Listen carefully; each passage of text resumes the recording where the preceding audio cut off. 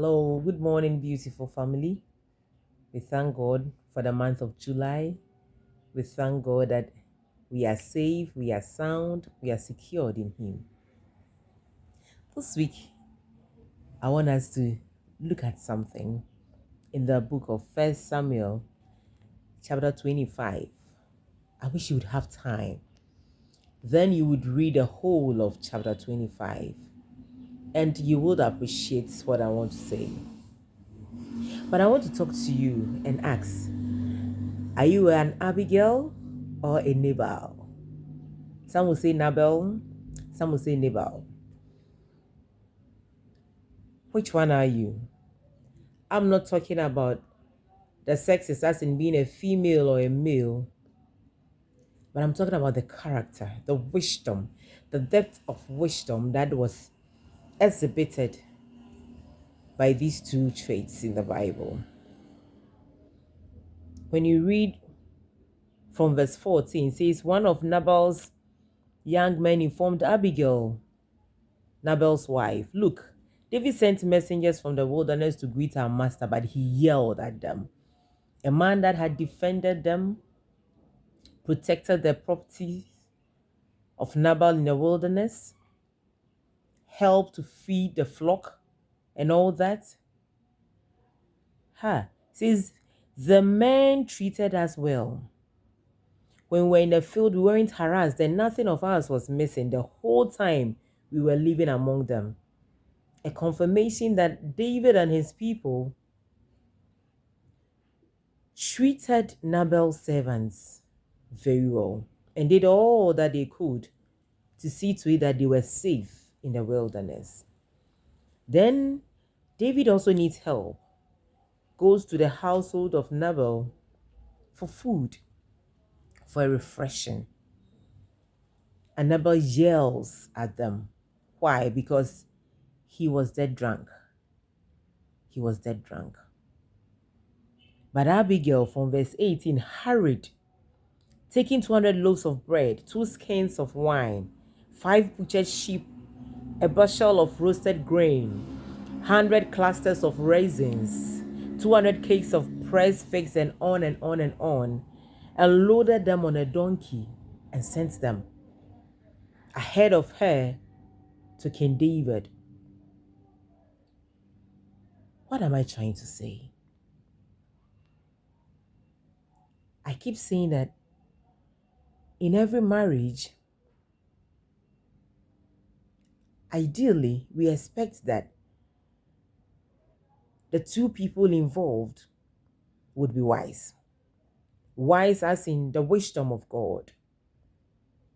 They would have the wisdom of God. They would be Christians. Christians in the way the Christian treats each other with respect, with dignity, care for each other, hold sacred their marriage vows, to love and to hold. But sometimes it turns out that in most marriages, or in some marriages, I think that would be better. In some marriages, you find the character traits of Abigail and Nabal. I'm not talking about the sex. So sometimes the man may be the one acting as Abigail in a marriage, and the woman would rather become a Nabal. And on other times too, the woman would really be an Abigail and the man would be a Nabal to the core. When it happens like that, my dear, if you are the one who finds yourself to be the Abigail in a marriage, the one endued with divine wisdom on how to make things work in the marriage, rise up to the occasion. Do not neglect the responsibility God has put on you to hold forth the marriage, to fight for the marriage, to make things right in the marriage, to calm tempers in the marriage. If Abigail had behaved like her husband Nabal, they would have died. And they wouldn't have had any posterity. we wouldn't have been talking about Abigail, the wisdom with which she acted. My dear, I keep saying that if you find yourself in a marriage where one is an Abigail and the other is a Nabal, the Abigail must rise. You must be wise. Do not inflame passions. If the Nabal in the marriage is inflaming passions, causing trouble, fomenting trouble here and there, my dear, be the Abigail. Calm down. Be wise. Be wise. Be patient. Be humble. Close your eyes on the wrongdoings of Nabal.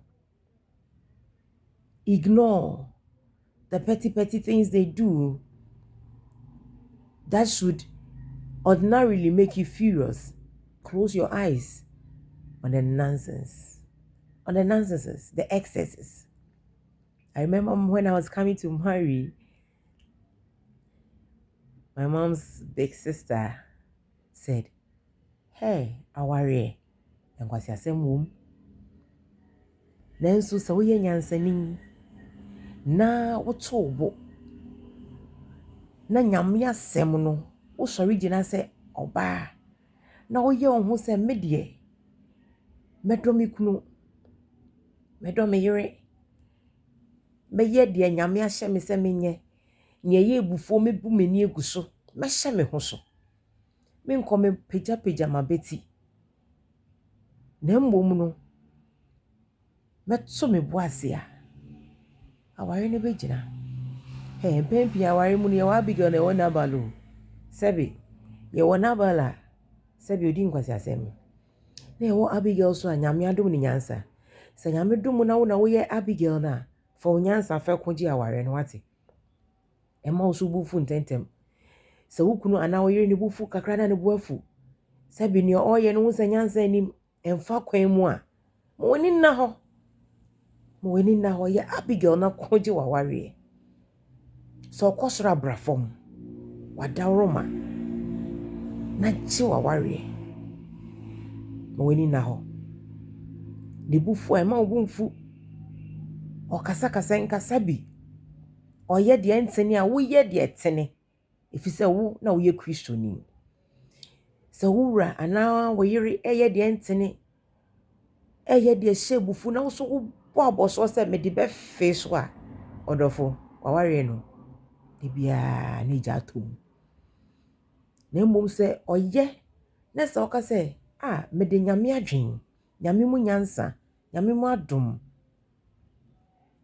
ɛbɛdwodwo me kunu anaa me yere bebia ne sintɔ wɔ no mɛsɔre na mɛgyina mu ayɛ a awareɛ no ɛbɛdi mu na wɔtwe yɛ Abigail wate yɛ Abigail wɔ awareɛ mu sɛ bɛrima wo na woyɛ Abigail a yɛ Abigail no ɔbaa wo na woyɛ Abigail no a yɛ ne yie na mbom Nabal nkwasi asɛm deɛ bɔ w'ani gu so na fa nyame mu nyansa fɛ ko gye w'awareɛ otwe deɛ mpɔ Nyankopɔn hyira wo na ɔnte n'anim nkyerɛ wo. The Lord bless you and keep you, and the Lord make his face shine upon you. I love you. Bye-bye.